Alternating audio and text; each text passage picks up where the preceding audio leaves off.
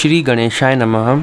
शांताकारं भुजगशयनं पद्मनाभं सुरेशं विश्वाधारं गगनसदृशं मेघवर्णं शुभांगं लक्ष्मीकान्तं कमलनयनं योगिभिर्ध्यानगम्यं वन्दे विष्णुं भवभयहरं सर्वलोकैकनाथम्।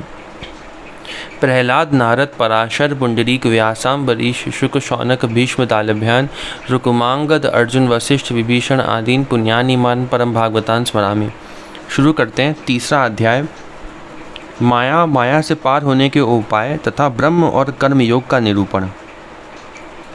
राजा निमि ने पूछा, भगवान सर्वशक्तिमान परम कारण विष्णु भगवान की माया बड़े बड़े मायावियों को भी मोहित कर देती है, उसे कोई पहचान नहीं पाता और आप कहते हैं कि भक्त उसे देखा करते हैं।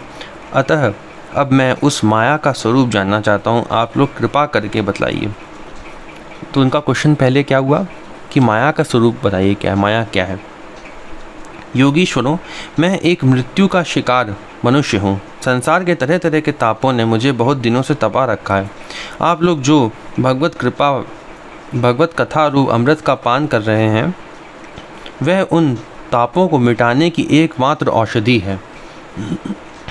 इसलिए मैं आप लोगों की इस वाणी का सेवन करते करते तृप्त नहीं होता। आप कृपया और कहिए। अब तीसरे योगीश्वर अंतरिक्ष जी ने कहा, राजन, भगवान की माया स्वरूपतः अनिर्वचनीय है। इसके लिए उसके कार्यों के द्वारा ही उसका निरूपण होता है। यहाँ लिखा है अनिर्वचनीय, इसका अर्थ क्या है? अनिर्वचनीय जिसको कहा नहीं जा सकता, जिसका स्वरूप हम बता ही नहीं सकते, ऐसी माया। तो उसको हम कैसे समझेंगे? हम उसको उसके कामों से समझेंगे। माया क्यों, माया करती क्या है, इससे समझ सकते हैं। जैसे अगर कोई पूछे कि पंखा क्या है, तो हम पंखे को कैसे समझ सकते हैं? वो पंखा क्या करता है? हवा देता है, ऐसे समझ सकते हैं। अग्नि क्या है? अग्नि जो जलाती है, उसके कार्यों से समझते हैं उसको, इस तरीके से। आगे पढ़ते हैं, लिखा है, आदि पुरुष परमात्मा जिस शक्ति से संपूर्ण भूतों के कारण बनते हैं और उनके विषय भोग तथा मोक्ष की सिद्धि के लिए अथवा अपने आप उपासकों की उत्कृष्ट सिद्धि के लिए स्वनिर्मित पंचभूतों के द्वारा नाना प्रकार के देव मनुष्य आदि शरीरों की सृष्टि करते हैं, उसी को माया कहते हैं। ये पूरी माया की परिभाषा लिखी है। तो अगर मैं इसको फिर से पढ़ूँ धीरे धीरे, लिखा है शक्ति से। तो माया क्या है? भगवान की एक शक्ति है। शक्ति से संपूर्ण भूतों के कारण बनते हैं। भगवान माया से संपूर्ण भूतों के कारण बनते हैं। जैसे अगर एक मजदूर है, वो जब घर बनाता है तो कैसे बनाता है?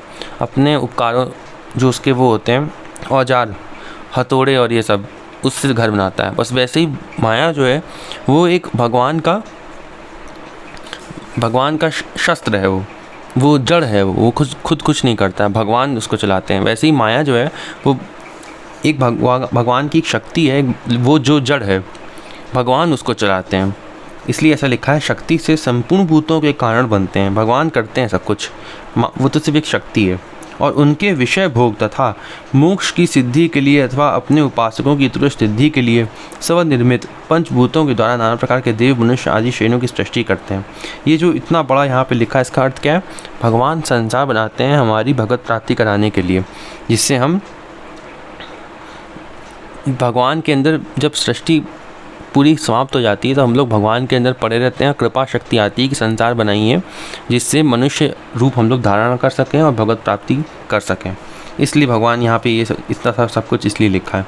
ये लिखा है ना यहाँ पे, उनके विषय भोग तथा मोक्ष की सिद्धि, मोक्ष मतलब भगवत प्राप्ति, भगवत प्राप्ति की सिद्धि के लिए अथवा अपने उपासकों की उत्कृष्ट सिद्धि के लिए स्वनिर्मित पंचभूतों के द्वारा, स्वनिर्मित है माया पंचभूतों के द्वारा। क्योंकि जैसे पहले हमने जो पढ़ा है स्कंद, उसमें ऐसा भी आया है कि ब्रह्मा जी जब सृष्टि करते हैं तो वैसी ही सृष्टि कर देते हैं जैसे पिछले कल्प में करी थी।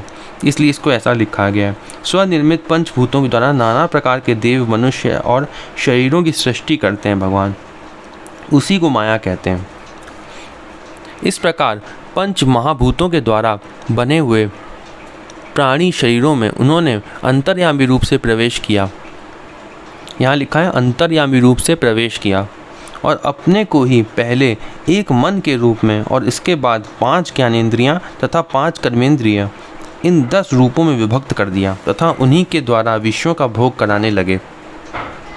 फिर यहाँ क्या लिखा हुआ है, लिखा है अपने को ही पहले एक मन के रूप में भगवान ने पूरी माया बनाई, हम लोगों को कुछ भगवान ने शरीर दिया और उसके अंदर स्वयं भी प्रविष्ट हुए, अंतर्यामी रूप से प्रवेश किया। जो हमारा जीव है उसके अंदर भी भगवान बैठे हैं और अपने को ही पहले एक मन के रूप में और इसके बाद 5 ज्ञानेंद्रिय तथा 5 कर्मेंद्रिय, इन 10 रूपों में विभक्त कर दिया भगवान ने, तथा उन्हीं के द्वारा विषयों का भोग कराने लगे भगवान। वह यहाँ लिखा है वह देहाभिमानी जीव अंतर्यामी के द्वारा प्रकाशित इंद्रियों के द्वारा विषयों का भोग करता है। यहाँ लिखा है विषयों का भोग कराने लगे भगवान, ऐसा क्यों है? अब इसमें बहुत अच्छे से गीता में बताया गया है इसको भी, और ये बताया गया है कि भगवान दृष्टा है, भगवान भोगता है और हम लोग भोग्य हैं। वो एक अध्याय है पूरा इसके ऊपर गीता में, भगवत गीता में। ठीक है, भगवान जो है, जैसे इसके लिए एक ये भी उदाहरण दिया जाता है कि जैसे एक वृक्ष है जिसमें 2 पक्षी हैं, एक जो है वो उसको खा रहा है फलों को उसके, और दूसरा जो है केवल देख रहा है। भगवान सिर्फ देखते हैं उसको, इसलिए लिखा है वह देहाभिमानी जीव अंतर्यामी के द्वारा प्रकाशित, उसने प्रकाशित किया है जो इंद्रियों के द्वारा विषयों का भोग करता है और इस पंचभूतों के द्वारा निर्मित शरीर को आत्मा अपना स्वरूप मानकर उसी में आसक्त हो जाता है। जैसे यहाँ बताया ना, माया क्या है, माया को हम उसके कार्यों से समझेंगे तो यही 2 कार्य सबसे प्रमुख माया के हैं। ये 2 कार्य करता है माया। क्या करता है? पहला, संसार में हम लोगों को आसक्त करा देता है, और दूसरा, और हम लोग को ये भुला देता है कि हम कौन हैं। ठीक है, ये तो हम हैं कौन, हम जीव हैं, ये भुला देता है। पंचभूतों के द्वारा निर्मित शरीर को आत्मा मानने लगते हैं। दूसरा, हम लोगों को आसक्त करा देता है। देहाभिमानी जीव अंतर्यामी के द्वारा प्रकाशित इंद्रियों के द्वारा विषयों का भोग करता है। ठीक है, ये 2 बातें याद रखिएगा कि माया जो है ये 2 बातें करता है। हम लोग को अपना स्वरूप भुला देता है और हम लोग को आसक्त कर देता है संसार में। ये 2 बातें हैं माया की। और माया है क्या? माया है भगवान की शक्ति, जो भगवान ने हम लोगों के लिए बनाई है, जिससे हम तो भगवत प्राप्ति कर सकें। आगे पढ़ते लिखा है अब वह कर्मेंद्रियों से सकाम कर्म करता है और उनके अनुसार शुभ कर्म का फल सुख और अशुभ कर्म का फल दुख भोग करने लगता है और शरीरधारी होकर इस संसार में भटकने लगता है। ये फिर आगे इफेक्ट उसका ये होता है, इन दोनों का इफेक्ट ये होता है कि हम लोग कर्म करते हैं और उसके सुख और दुखों को भोगते हैं। ये भगवान की माया है। इस प्रकार यह जीव ऐसी अनेक अमंगलमय कर्म गतियों को, उनके फलों को प्राप्त होता है और महाभूतों के प्रलय पर्यंत विवश होकर जन्म के बाद मृत्यु और मृत्यु के बाद जन्म को प्राप्त होता रहता है। ये भगवान की माया है। ठीक है, जब पंचभूतों के प्रलय का समय आता है तब अनादि और अनंत काल स्थूल तथा सूक्ष्म द्रव्य एवं गुण रूप इस समस्त व्यक्त सृष्टि को अव्यक्त की ओर, उसके मूल कारण की ओर खींचता है। ये भगवान की माया है। उस समय पृथ्वी पर लगातार 100 वर्ष तक भयंकर सूखा पड़ता है, वर्षा बिल्कुल नहीं होती। प्रलय काल की शक्ति से सूर्य की उष्णता और भी बढ़ जाती है तथा वह तीनों लोकों को तपाने लगता है। ये भगवान की माया है। उस समय शेषनाग संकर्षण के मुंह से आग की प्रचंड लपटें निकलती हैं और वायु की प्रेरणा से वह लपटें पाताल लोक से जलाना आरंभ करती हैं तथा और भी ऊंची ऊंची होकर चारों ओर फैल जाती है। यह भगवान की माया है। इसके बाद प्रलयकालीन सांवर्तक मेघगण हाथी की सूंड के समान मोटी मोटी धाराओं से 100 वर्ष तक बरसता रहता है। उससे यह विराट ब्रह्मांड जल में डूब जाता है। ये भगवान की माया है। राजन, उस समय जैसे बिना ईंधन के आग बुझ जाती है, वैसे ही विराट पुरुष ब्रह्मा अपने ब्रह्मांड शरीर को छोड़कर सूक्ष्म स्वरूप अव्यक्त में लीन हो जाते हैं। ये भगवान की माया है। वायु पृथ्वी की गंध खींच लेती है, जिससे वह जल के रूप में हो जाती है, और जब वही वायु जल के रस को खींच लेती है तब वह जल अपना कारण अग्नि बन जाता है। ये भगवान की माया है। जब अंधकार अग्नि का रूप छीन लेता है तब वह अग्नि वायु में लीन हो जाती है, और जब अवकाश रूप आकाश वायु की स्पर्श शक्ति छीन लेता है तब वह आकाश में लीन हो जाता है। ये भगवान की माया है। ये सृष्टि क्रम बताया गया है। जब प्रलय होती है ना, उसका क्रम बताया गया है। तो सेम इसी क्रम में सृष्टि उत्पत्ति होती है और सेम इसी क्रम में विनाश भी होता है।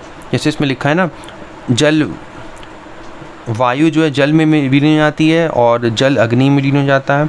अग्नि जो है वो अंधकार में, तब वह अग्नि वायु में लीन हो जाती है और तब अवकाश रूप आकाश वायु की स्पर्श शक्ति छीन लेता है। वो आकाश में लीन हो जाता है, तब वह आकाश में लीन हो जाता है।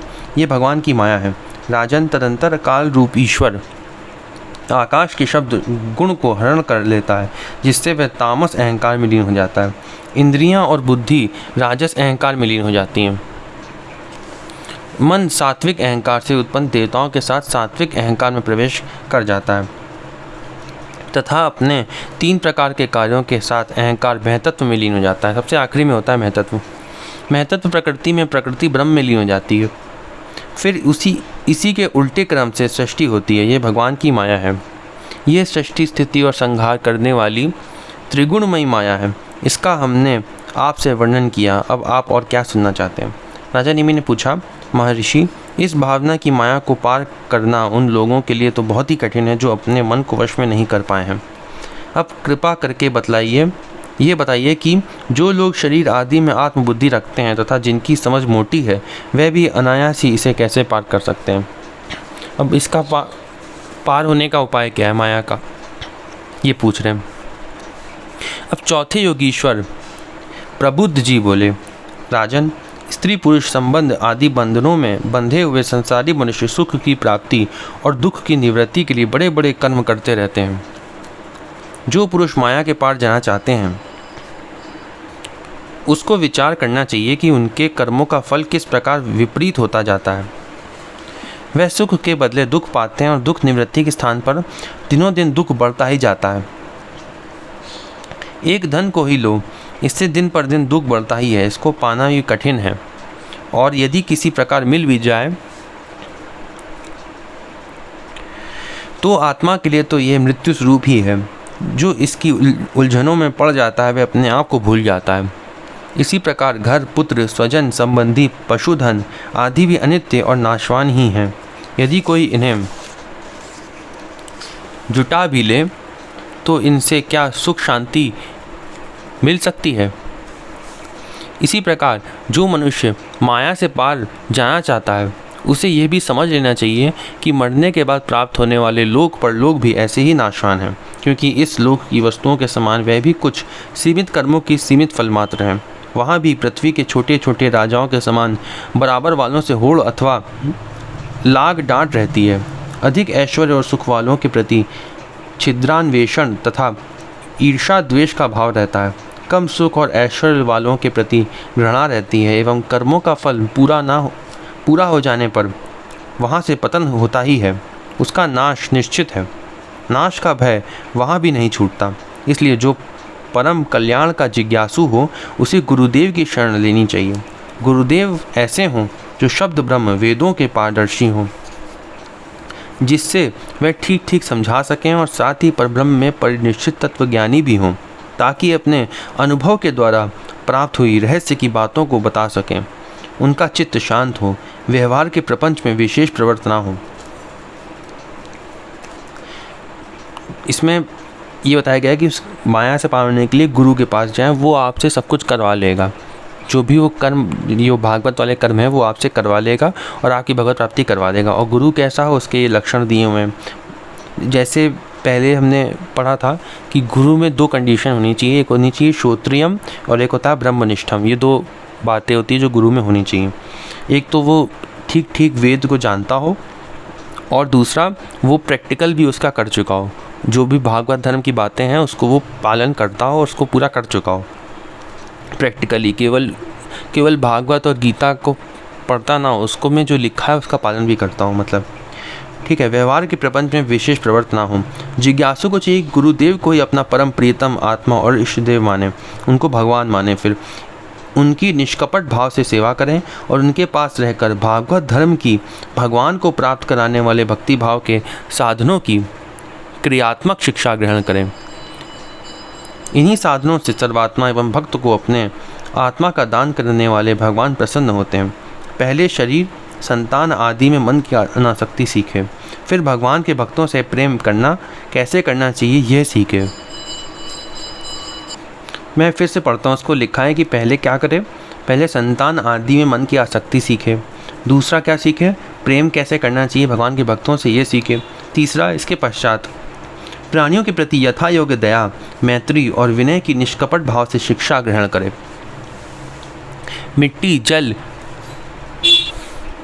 मिट्टी जल आदि से बाह्य शरीर की पवित्रता, छल कपट आदि के त्याग से भीतर की पवित्रता, अपने धर्म का अनुष्ठान, सहन शक्ति, मौन, स्वाध्याय, सरलता, ब्रह्मचर्य, अहिंसा तथा शीत उष्ण सुख दुख आदि द्वंद्वों में हर्ष विषाद से रहित होना सीखें। ये सब सीखना होगा जितनी भी बातें लिखी यहाँ पे। सर्वत्र अर्थात समस्त देश काल और वस्तुओं में चेतन रूप से आत्मा और नियंता रूप से ईश्वर को देखना। एकांत सेवन, यही मेरा घर है ऐसा भाव न रखना। गृहस्थ हो तो पवित्र वस्त्र पहनना तथा और त्यागी हो तो फटे पुराने पवित्र चिथड़े जो कुछ प्रारब्ध के अनुसार मिल जाए उसी में संतोष करना सीखें। भगवान की प्राप्ति का मार्ग बतलाने वाले शास्त्रों में श्रद्धा और दूसरे किसी भी शास्त्र की निंदा ना करना। प्राणायाम के द्वारा मन का, मौन के द्वारा वाणी का और वासनाहीनता के अभ्यास से कर्मों का संयम करना। सत्य बोलना, इंद्रियों को अपने गोलकों में स्थिर रखना और मन को कहीं बाहर ना जाने देना सीखें। राजन, भगवान की लीलाएं अद्भुत, उनके जन्म कर्म और गुण दिव्य हैं। उन्हीं का श्रवण कीर्तन और ध्यान करना तथा शरीर से जितनी भी चेष्टाएं हों सब भगवान के लिए करना सीखें। ये सब सीखना होगा, इतना सब कुछ। यज्ञ, दान, तप अथवा जप, सदाचार का पालन और स्त्री पुत्र, घर, अपना जीवन, प्राण तथा जो कुछ अपने को प्रिय लगता हो सब का सब भगवान के चरणों में निवेदन करना, उन्हें सौंप देना सीखें। ये भागवत धर्म है। ये कर्म जो है ना, यही भागवत धर्म में आते हैं और यही कर्म भगवान ने आज्ञा दी है करने के लिए। इन कर्मों को भगवान के लिए करेंगे तो उसके कर्मों में पुण्य और पाप के भागीदारी हम नहीं होंगे, वो भगवान को समर्पित होंगे। इन्हीं कर्मों को भगवान ने करने के लिए कहा है, इसी से निष्काम कर्म योग होता है। ठीक है, आगे पढ़ते हैं। लिखा है, और ये जो कर्म थे ना, ये सारे कर्म जो हैं ये गुरु आज्ञा देता है, तो उसमें जब गुरु आज्ञा देता है तो जैसे जैसे गुरु आज्ञा देता है वैसे वैसे करते हैं और उससे हमारी अहम भाव भी नहीं होता है कि ये हमने किया है, हमने सोचा है। ऐसे अपने खुद सोच के करेंगे तो उसमें अहम भाव भी बना रहेगा, इसलिए उसमें मुश्किल होता है, उससे भगवत प्राप्ति और मुश्किल होती है। भगवत कृपा से तो वैसे हो सकता है, लेकिन फिर भी अगर ये कर्म जो हैं हमसे गुरु कह के करवाता है, गुरु आज्ञा से अगर हम करते हैं तो उससे अहम भाव नहीं रहता है, इसलिए ऐसा है।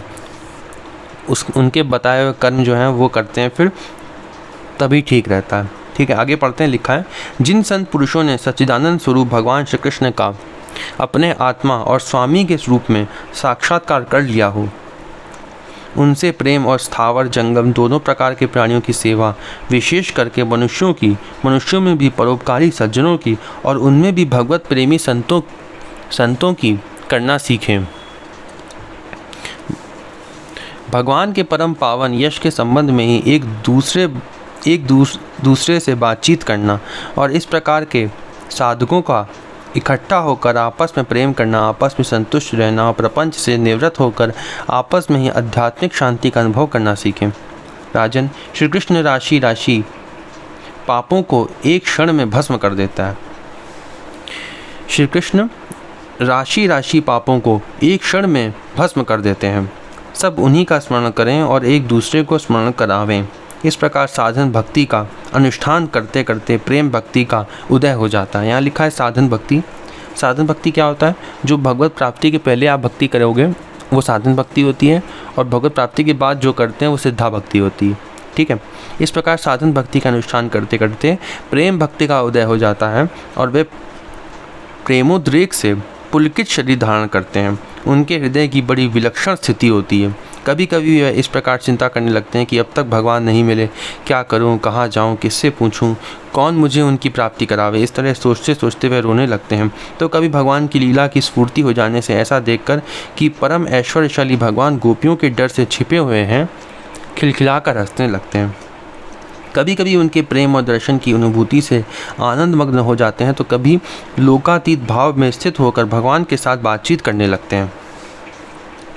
कभी मानो उन्हें सुना रहे हों, इस प्रकार उनके गुणों का गान छेड़ देते हैं और कभी नाच नाच कर उन्हें रिझाने लगते हैं। कभी कभी उन्हें अपने पास ना पाकर इधर उधर ढूंढने लगते हैं, तो कभी कभी उनसे एक होकर उनकी सन्निधि में स्थित होकर परम शांति का अनुभव करते और चुप हो जाते हैं। ये कौन सी है? ये प्रेम भक्ति का उदय जब हो जाता है तब ऐसा होता है। ठीक है, साधन भक्ति के थोड़ा ऊपर कह सकते हैं इसको। आगे पढ़ते हैं, लिखा है, राजन, जो इस प्रकार भागवत धर्मों की शिक्षा ग्रहण करता है उसे उनके द्वारा प्रेम भक्ति की प्राप्ति हो जाती है और वह भगवान नारायण के परायण होकर उस माया को अनायास ही पार कर जाता है। प्रेम भक्ति का उदय जब होता है ना, तब वो माया से पार हो जाता है। भागवत धर्म की पहले शिक्षा ग्रहण करके जब इन नियमों का पालन करता है तो माया से पार हो जाता है, जिसके पंजे से निकलना बहुत ही कठिन है। ये भी लिखा है, बहुत ही कठिन है। भगवान जो है वही करा सकते हैं। माया में कितनी शक्ति है जितनी भगवान में शक्ति है, क्योंकि माया को चला कौन रहे हैं? भगवान ही चला रहे हैं। तो माया में और भगवान में बराबर शक्ति है। और भगवान कृपा करके जब कृपा करते हैं तो हम माया से पार हो पाते हैं। भगवान जब देखते हैं कि जीव जो है इतना प्रयत्न कर रहा है तो फिर वो माया से पार करवा देते हैं। आगे पढ़ते हैं, लिखा है, राजा निमि ने पूछा, महर्षियों, आप लोग परमात्मा का वास्तविक स्वरूप जानने वालों में सर्वश्रेष्ठ हैं, इसलिए मुझे ये बताइए कि जिस परब्रह्म परमात्मा का नारायण नाम से वर्णन किया जाता है उनका स्वरूप क्या है? अब पांचवें योगीश्वर पिपलायन जी ने कहा, राजन, जो इस संसार की उत्पत्ति, स्थिति और प्रलय का निमित्त कारण उपादान कारण दोनों ही हैं, बनाने वाला भी है, बनाने वाला भी, परंतु स्वयं कारण रहित है, जो स्वप्न, जागृत और सुषुप्ति अवस्थाओं में उनके साक्षी रूप में विद्यमान रहता है और उनके अतिरिक्त समाधि में भी ज्यों का त्यों एक रस रहता है। ये जो यहाँ लिखा था ना, संसार की उत्पत्ति, स्थिति और प्रलय का, यही भगवान की परिभाषा है। मैं कई बार इसको बता चुका हूँ पहले। ठीक है, आगे मैं यहाँ पढ़ रहा था, जो स्वप्न, जागृत और सुषुप्ति अवस्थाओं में उनके साक्षी रूप में विद्यमान रहता है और उनके अतिरिक्त समाधि में भी ज्यों का त्यों एक रस रहता है, जिसकी सत्ता से ही सत्तावान होकर शरीर, इंद्रिय, प्राण और अंतःकरण का अपना अपना काम करने में समर्थ होते हैं, उसी परम सत्य वस्तु को आप नारायण समझिए। नारायण की इतनी बड़ी इन्होंने पूरी परिभाषा बताई। जिसे चिंगारियाँ ना तो अग्नि को प्रकाशित ही कर सकती हैं, जैसे चिंगारियाँ ना तो अग्नि को प्रकाशित ही कर सकती हैं और ना जला ही सकती हैं, वैसे ही उस परम तत्व में, आत्मस्वरूप में, ना तो मन की गति है और ना वाणी की। नेत्र उसे देख नहीं सकते, बुद्धि सोच नहीं सकती, प्राण और इंद्रिय तो उसके पास तक नहीं फटक पाती। नेति नेति इत्यादि श्रुतियों के शब्द भी वह ये हैं, इस रूप में उसका वर्णन नहीं करते, बल्कि उसको बोध कराने वाले जितने भी साधन हैं उनका निषेध करके तात्पर्य रूप से अपना मूल निषेध का मूल लक्षित करा देते हैं। क्योंकि ये यदि निषेध के आधार की आत्मा की सत्ता ना हो तो निषेध कौन कर रहा है, निषेध की वृत्ति किसमें है, इन प्रश्नों का कोई उत्तर ही ना रहे, निषेध की ही सिद्धि ना हो।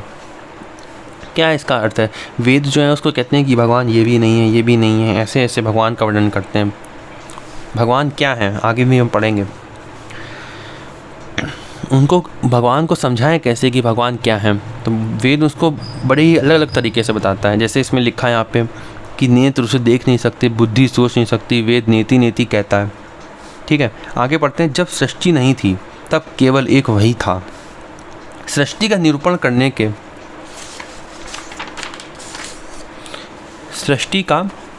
करने के लिए उसी को त्रिगुण सत्वरजतमयी प्रकृति कहकर वर्णन किया गया। फिर उसी को ज्ञान प्रधान होने से महतत्व, क्रिया प्रधान होने से सूत्रात्मा और जीव की उपाधि होने से अहंकार के रूप में वर्णन किया गया। वास्तव में जितनी भी शक्तियां हैं, चाहे वे इंद्रियों के अधिष्ठात्र देवताओं के रूप में हों, चाहे इंद्रियों के, उनके विषयों के अथवा विषयों के प्रकाश के रूप में हो, सब का सब वह ब्रह्म ही है, क्योंकि ब्रह्म की शक्ति अनंत है। सब जितनी भी शक्तियाँ सब ब्रह्म की हैं और उनको इतने इतने तरीक़ों से वर्णन किया जाता है। जैसे हमने यहाँ पीछे पढ़ा था, यहाँ भगवान को क्या लिखा था, अपने को ही पहले एक मन के रूप में यहाँ लिखा था, भगवान को मन के रूप में वर्णन किया गया। ये सब सिर्फ भगवान को समझाने के तरीके हैं। ठीक है, यहाँ लिखा है फिर उसी को ज्ञान प्रधान होने से महतत्व, क्रिया प्रधान होने से सूत्रात्मा, जीव की उपाधि होने से अहंकार के रूप में वर्णन किया गया। वास्तव में जितनी भी शक्तियाँ हैं, चाहे वे इंद्रियों के अधिष्ठान देवताओं के रूप में हो, चाहे इंद्रियों के, उनके विषयों के अथवा विषयों के प्रकाश के रूप में हो, सब का सब ब्रह्म ही है, क्योंकि ब्रह्म की शक्ति अनंत है। कहाँ तक कहूँ, जो कुछ दृश्य अदृश्य, कार्य कारण, सत्य और असत्य सब कुछ ब्रह्म है। इनसे परे जो कुछ है वह भी ब्रह्म ही है। वह ब्रह्म स्वरूप आत्मा ना तो कभी जन्म लेता है ना मरता है। यहाँ लिखा ब्रह्म स्वरूप आत्मा, तो यहाँ भगवान की बात हो रही है, जीव की बात नहीं हो रही, ठीक है। यहाँ आत्मा का अर्थ ब्रह्म है, तो वो ना कभी जन्म लेता है ना कभी मरता है, ना बढ़ता है ना घटता ही है। जितने भी परिवर्तनशील पदार्थ हैं, चाहे वे क्रिया, संकल्प और उनके अभाव के रूप में ही क्यों ना हो, सबकी भूत भविष्यत वर्तमान सत्ता का वह साक्षी है, सब में है। देश काल वस्तु से अपरिछिन्न है और अविनाशी है। यहाँ लिखा है, देखिए सब में है, इसलिए उसमें उसको सब में हम देख सकते हैं और उसे सब में देखना चाहिए। जैसे प्रहलाद जी ने, हिरण्यकश्यप ने पूछा था ना कि कहाँ है तुम्हारा भगवान, तो उन्होंने कहा था कि इसमें है। उन्होंने कहा सब में है, पहले उन्होंने कहा प्रहलाद जी ने, फिर उन्होंने कहा कि इस खम्भे में भी है, उन्होंने कहा हाँ इसमें भी है। इसलिए हमको भगवान को हर जगह देखना चाहिए। यहाँ लिखा है, शास्त्र साक्षी है इसका, सब में है। देश काल और वस्तु से अपरिछिन्न है, अविनाशी है। वह उपलब्धि कराने वाला अथवा उपलब्धि का विषय नहीं है, केवल उपलब्धि स्वरूप ज्ञान स्वरूप है। जैसे प्राण तो एक ही रहता है, परंतु स्थान भेद से उसके अनेक नाम हो जाते हैं, वैसे ही ज्ञान एक होने पर भी इंद्रियों के सहयोग से उसमें अनेकता की कल्पना हो जाती है। यहाँ प्राण का अर्थ हमको चेतना लगाना चाहिए, एक शक्ति मान सकते हैं इसको, ठीक है। जैसे शक्ति जो है एक ही रहती है, लेकिन इसके स्थान भेद से अलग अलग नाम हो जाते हैं, ठीक है। वैसे ही ज्ञान एक होने पर भी इंद्रियों के सहयोग से उसमें अनेकता की कल्पना हो जाती है। जगत में 4 प्रकार के जीव होते हैं: अंडा फोड़कर पैदा होने वाले पक्षी, सांप आदि; नाल में बंधे पैदा होने वाले पशु मनुष्य; धरती फोड़कर निकलने वाले वृक्ष वनस्पति; और पसीने से उत्पन्न होने वाले खटमल आदि। इन सभी जीव शरीरों में प्राण शक्ति जीव के पीछे लगी रहती है। शरीरों के भिन्न भिन्न होने पर भी प्राण एक ही रहता है। सुषुप्ति अवस्था में जब इंद्रियां निश्चेष्ट हो जाती हैं, अहंकार भी सो जाता है, लीन हो जाता है, अर्थात लिंग शरीर नहीं रहता, उस समय यदि कूटस्थ आत्मा भी ना हो तो इस बात की पीछे से स्मृति ही कैसे हो कि मैं सुख से सोया था। पीछे होने वाली यह स्मृति ही उस समय आत्मा के अस्तित्व को प्रमाणित करती है। इसका अर्थ मैं पहले भी बता चुका हूँ, तो क्लियर हो गया होगा। जब भगवान कमल नाभ के चरण कमलों को प्राप्त करने की इच्छा से तीव्र भक्ति की जाती है, तब वह भक्ति ही अग्नि की भांति गुण और कर्मों में उत्पन्न हुए चित्त के सारे मलों को जला डालती है। जब चित्त शुद्ध हो जाता है, लिखा है जब चित्त शुद्ध हो जाता है तब आत्म तत्व का साक्षात्कार हो जाता है। जैसे नेत्रों के निर्विकार हो जाने पर सूर्य के प्रकाश की प्रत्यक्ष अनुभूति होने लगती है। इन्होंने बताया कि जब चित्त शुद्ध होता है तब भगवत प्राप्ति होती है, ठीक है।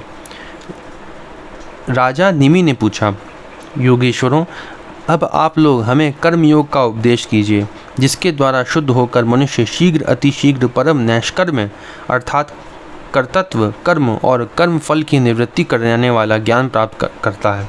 एक बार यही प्रश्न मैंने अपने पिता महाराज इक्ष्वाकु के सामने ब्रह्मा जी के मानस पुत्र सनकादि ऋषियों से पूछा था, परंतु उन्होंने सर्वज्ञ होने पर भी मेरे प्रश्न का उत्तर न दिया। इसका क्या कारण था, कृपा करके मुझे बतलाइए।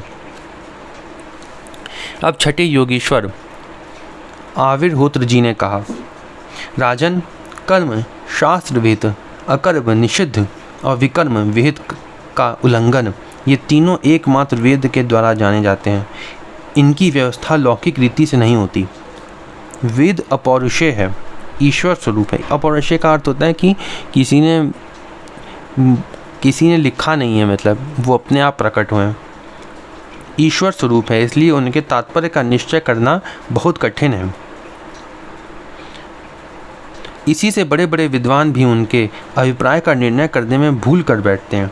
इसी से तुम्हारे बचपन की ओर देखकर तुम्हें अनंतकारी समझकर सनकादि ऋषियों ने तुम्हारे प्रश्न का उत्तर नहीं दिया। यह वेद परोक्षवादात्मक है।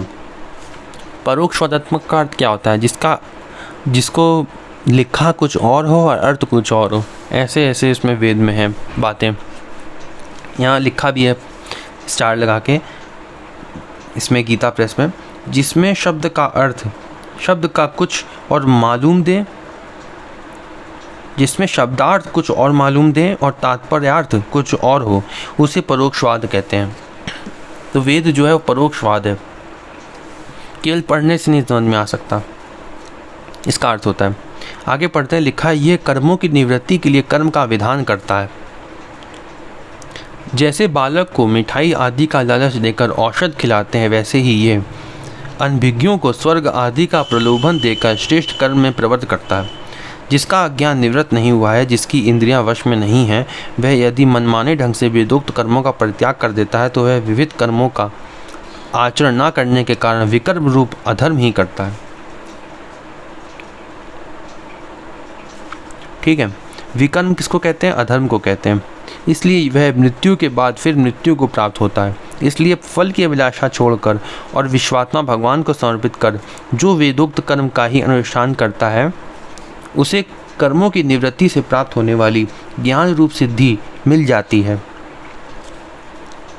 जो वेदों में स्वर्ग आदि रूप फल का वर्णन है, उसका तात्पर्य फल की सत्यता में नहीं है, वह तो कर्मों में रुचि उत्पन्न कराने के लिए है।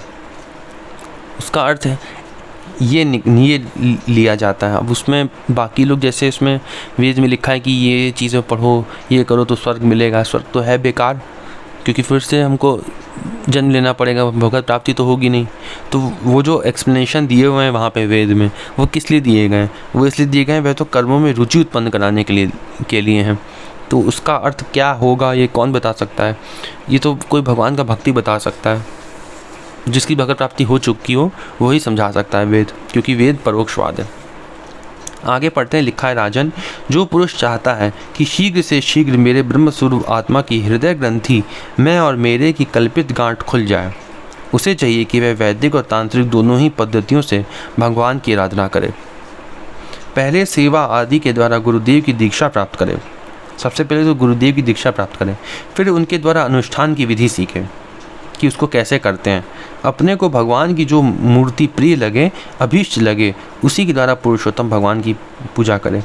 इसका अर्थ है कि जिस भी भगवान को आप मानते हो, जो भगवान का रूप आपको अच्छा लगता हो, उसको मानने और उसी से पूजा करें। फिर पहले स्नान आदि से शरीर और संतोष आदि से अंतःकरण को शुद्ध करें।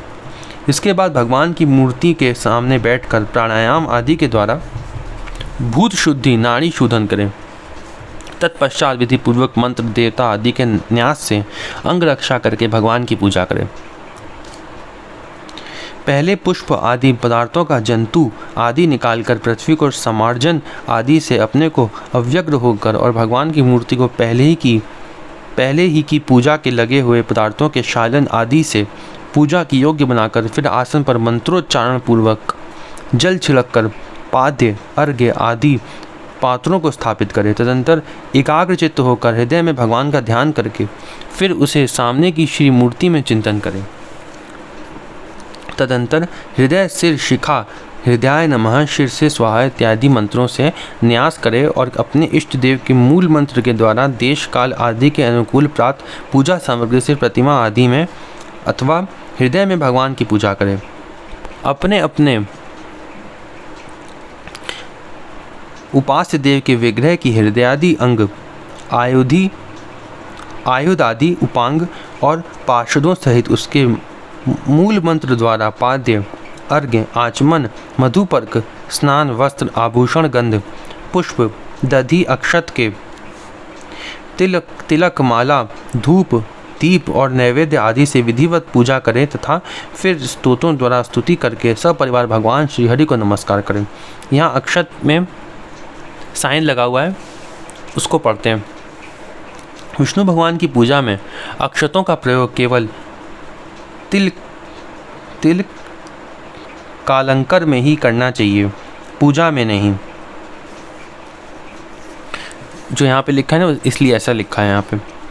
आगे पढ़ते लिखा है, अपने आप को भगवान में ध्यान करते हुए ही भगवान की मूर्ति का पूजन करना चाहिए। निर्माल्य को अपने सिर पर रखें और आदर के साथ भगवत विग्रह को यथास्थान स्थापित कर पूजा समाप्त करनी चाहिए। इस प्रकार जो पुरुष अग्नि सूर्य जल अतिथि और अपने हृदय में आत्म रूप श्रीहरि की पूजा करता है, वह शीघ्र ही मुक्त हो जाता है।